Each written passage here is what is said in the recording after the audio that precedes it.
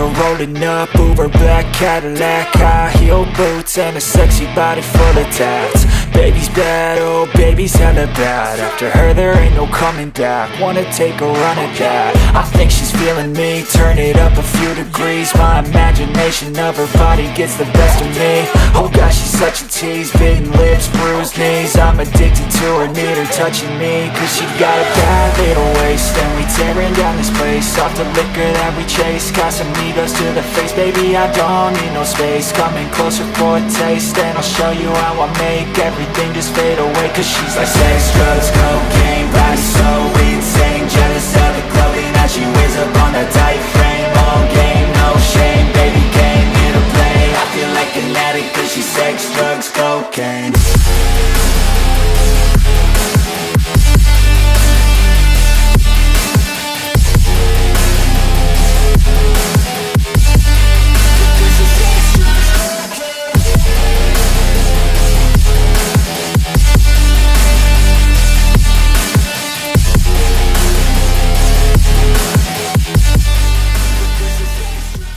Salam traders, balik lagi sama saya Andi Firmansyah di channel ESG.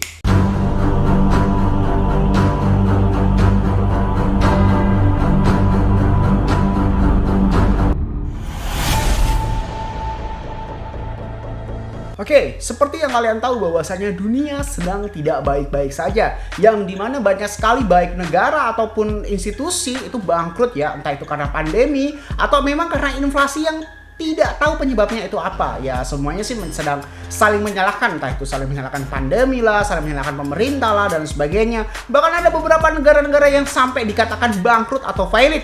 Dan bahkan kemarin ada salah satu menteri kita yang bilang bahwasanya Indonesia mungkin akan menyusul hal itu apabila tidak terjadi peningkatan atau pengetatan secara berkualitas di dalam level pemerintah, baik versi MPR, DPR ataupun pemerintahannya ya, seperti itu. Langsung saja kita bahas ya. Tahukah kalian bahwasanya sekarang ini USDT atau representatif dari US dollar itu naik hingga sekitar 15.034. Dan apakah menurut kalian ini baik-baik saja? Oh tentu tidak ya. Naik 100 rupiah saja USD itu menurut saya itu berpengaruh sekali dan akan ada hal yang mungkin bisa terjadi, entah itu hal buruk ataupun hal baik.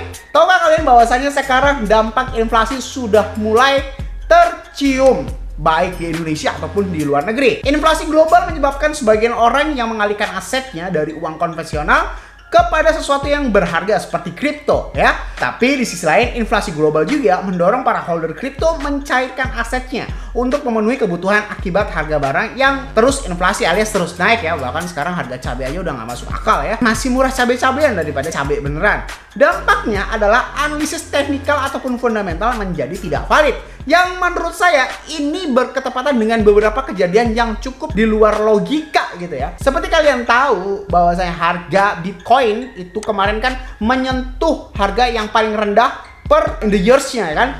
Tetapi itu juga lebih rendah lagi daripada tahun-tahun sebelumnya. Bahkan kemarin ini sempat menyentuh sekitar 18.000 atau pernah di angka 17.000 ya. Kalau kita ubah chart di time frame satu hari mungkin kita akan bisa menemukan Bitcoin ini pernah di angka sekitar 17 ribuan atau kepala 17.000 dan kepala 18.000. Meskipun sekarang berhendak rebound ya, rebound seperti ini, tetapi banyak sekali kabar buruk yang akan menerpa Bitcoin itu sendiri. Jadi semacam si malakama ya. Di sisi lain, inflasi di dunia itu sedang tidak baik-baik saja. Jadi orang memindahkan berbondong-bondong entah itu dari saham ataupun keuangan pribadi itu membeli kripto. Tetapi di sisi lain, kripto juga sedang tidak baik-baik saja. Maka dari itu sebenarnya apa sih solusi yang bisa kita lakukan? Oke? Bitcoin ini sekarang harganya 22.000 dan ada kabar yang mencengangkan yang kemarin saya bahas ya. Elon Musk menjual sekitar 75% dari total Bitcoinnya. Ya pasti dia itu tahu bahwasanya Bitcoin sedang tidak baik-baik saja. Jadi masih ada kemungkinan Bitcoin akan terus down di angka sekitar di bawah 20.000 atau menyentuh harga 15.000 seperti prediksi saya ya. Ada satu keunikan di sini yang saya lihat. Selalu saya bilang bahwasanya jangan terlalu mendewakan sesuatu, jangan terlalu mendewakan kripto, jangan terlalu mendewakan long, jangan terlalu mendewakan short dan jangan terlalu mendewakan market, jangan terlalu mendewakan aset-aset digital yang mungkin memang belum jelas. Nah, semua itu berdasarkan momennya ya. Semua itu tergantung dari momen apa sih yang sebenarnya terjadi dan harus bagaimanakah. Selain solusi dari saya kalian ikutan grup VIP yang kata orang mahal tapi banyak cuannya.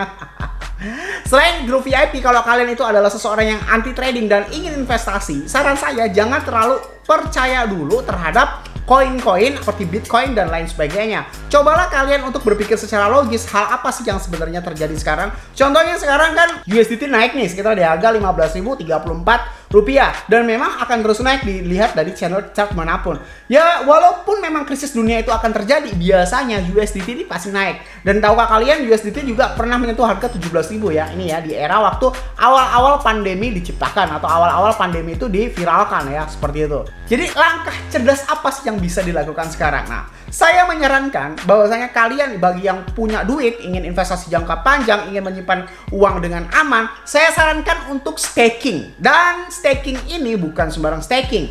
Kalau kalian melihat di dalam market KuCoin, masuk ke dalam awal menunya, ya di sini ada earn. Lalu masuk ke dalam ini ya KuCoin Earn, maka langsung akan ada tampilan seperti ini. Nah, saran saya ya setiap orang mempunyai saran berbeda ya. Setiap orang mempunyai saran yang berbeda-beda. Jadi, saya yang mereview, kalian yang menentukan, oke? Silahkan berpikir lebih logis mana dengan orang-orang yang Anda ikutin selain saya. Di dalam staking ini, kalian akan dihadirkan dengan beberapa pilihan yang mungkin cukup menggiurkan ya. Cuma saran saya adalah jangan terlalu tergiur oleh APR yang benar-benar tinggi seperti di atas 30%, 40%, atau bahkan 50%. Yang tidak menjamin sebenarnya, tidak menjamin apakah ini akan berhasil atau tidak. Kenapa? Staking adalah sebuah kegiatan yang teori di atas kertasnya bisa kalian cari di Google ataupun di Wikipedia ataupun dimanapun. Cuma pengertian singkatnya, staking itu ibarat kata deposito bank. Udah, simpelnya seperti itu. Jadi kalau masih nggak ngerti juga, staking itu kita menyimpan uang dalam beberapa kurun waktu dengan perjanjian tertentu, kita akan mendapatkan persentase dari uang tersebut dengan menggunakan konversi nilai tersebut loh. Maksudnya nilai tersebut bagaimana bang? Ya, contoh, deposit kalian adalah rupiah, dapatnya rupiah juga kan. Kalau deposit kalian dolar, berarti dolar juga. Kalau kalian stakingnya Bitcoin, dapatnya juga Bitcoin. Kalau stakingnya Ethereum, berarti dapatnya juga Ethereum. Kalau stakingnya USDT, berarti dapatnya juga USDT. Seperti itu ya. Jadi semuanya itu berdasarkan nilai mata uang yang kalian akan stakingkan. Bisa kita melihat perbandingan dari beberapa market top major exchange ya. Kalau saya sudah catat ya, ini saya bandingkan beberapa perbandingan antara KuCoin, Binance, dan AsianDex ya. Di dalam Binance ini APR-nya mencapai 10% ya guys. Nah, ini ya adalah bentuk dari si Binance itu sendiri. Di dalam AsianDex itu 6,18%. APR itu adalah estimasi per tahunnya ya, 6,18%. Jadi kalau kalian menyimpan staking di dalam AsianDex itu dalam 1 tahun, misalkan kalian staking 100 juta nih di 1 tahun di dalam AsianDex, itu berarti dalam 1 tahun kalian cuma mendapatkan 6,1 juta aja. Jadi duit 100 juta jadi 106 juta. Kalau kalian di dalam Binance itu uang 100 juta akan menjadi 110 juta dalam 1 tahun. Kalau kalian di dalam KuCoin dalam 1 tahun itu bisa mencapai 112,1 juta, alias KuCoin USDT IPR-nya itu mencapai 12,14% dan USDD 30-28%. Nah, ini juga akan saya perbincangkan di dalam video ini secara singkat ya. USDT itu apa sih?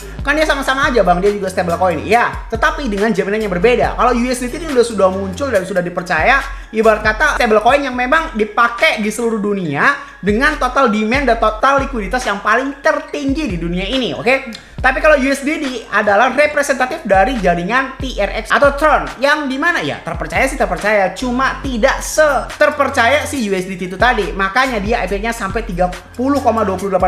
Loh bang, kalau USDD itu 30,28% berarti gede banget dong. Dalam 1 tahun ini gue nyimpen duit 1 miliar, di dalam KuCoin itu mencapai 1,3 miliar dong bang. Ya, jawabannya memang iya benar. Cuma tidak ada jaminan bahwasanya USDD ini masih terus bertahan. Kenapa dia APY-nya itu besar? Kenapa dia bisa estimasi per tahunnya itu besar? Jadi USDD ini kan adalah pendatang baru. Dia namanya pendatang baru juga pasti gembar-gembor terus beriklan supaya orang-orang ini mau memakai si USDT itu tadi atau representatif dari si Tron atau TRX. Nah, maka dari itu saya sarankan cobalah berpikir logis, jangan terlalu mikir ngada-ngada dulu, apalagi di keadaan yang tidak baik-baik saja seperti ini, baik di dalam dunia apapun itu ya. Pilihlah yang logis-logis saja seperti USDT menurut saya. Jadi saran saya adalah dalam menggunakan staking di dalam era yang sedang tidak baik-baik saja, coba staking saja USDT di dalam KuCoin, oke? Coba saja dulu sekitar $10. Caranya gampang banget ya. Di sini tinggal langsung klik USDT. Bang, mendingan USDT apa USDT? Saya pilih USDT saja. Karena apa? tidak ada jaminan USDT itu bagus ya. Jadi saya bukan kaum halu ya. Saya adalah kaum yang realistis, kaum yang logis. Jadi gampang banget caranya masuk ke USDT. Ini coba saya contohkan. Ini sudah ada saldo saya ini $10. Langsung klik saja subscribe di sini USDT ya. Nah, langsung di sini masukkan saja misalkan 10 ya, minimal 4 USDT. Jadi kalian bisa coba dari 4 USDT dan ininya fleksibel. Nah, inilah satu perbedaan besar daripada deposito bank. Deposito bank itu rumit banget ya. Depositnya rumit, withdrawnya rumit, cara ngeceknya rumit, dan kadang-kadang mencairkan juga tiba-tiba hilang. Nah, nggak bisa. Tapi kalau di dalam staking KuCoin ini ataupun staking di lainnya juga ada yang fleksibel ya. Fleksibel ya, tenornya fleksibel, alias kalian staking sekarang 1 jam kemudian diambil juga bisa, kalian staking sekarang 1 minggu diambil juga bisa. Dan gampang banget caranya, tinggal klik saja, masukkan deposit ke dalam KuCoin, klik subscribe USDT, masukkan berapa total USDT yang kalian akan stakingkan, lalu langsung klik subscribe aja seperti lalu konfirmasi. Bagi kalian yang ingin dapat potongan FEE trading 30% saat membeli USDT, daftar KUCOIN pakai link deskripsi. Rencananya, kalau memang saya sudah mempelajari bahwasanya dunia sedang tidak baik-baik saja, saya akan kurang lebih sekitar staking 1 miliar di dalam KuCoin. Saya akan pindahkan saldo saya dari MoonXBT ke dalam KuCoin. Saya akan trading ya kurang lebih, kan saya pisah tuh, karena memang saya tahu semuanya sedang tidak baik-baik saja. 1 miliar untuk trading, 1 miliar saya stakingin di dalam KuCoin. Ya walaupun cuma 12,14% sih dalam 1 tahun, ya nggak usah halu lah. 12,14% kita nggak ngapa-ngapain itu kan, ya cukup lumayan lah, 120 juta per tahunnya ya. Kalau 120 juta dibagi dalam 1 bulan berarti saya mendapatkan 10 juta rupiah tanpa ngapa-ngapain. Nah itu udah lumayan, udah bisa buat makan, udah bisa buat beli nasi uduk dan beli bubur ayam pada saat malam hari. Nah lalu kalau kalian pengen ngecek nih bagaimana sistemnya, langsung klik view details.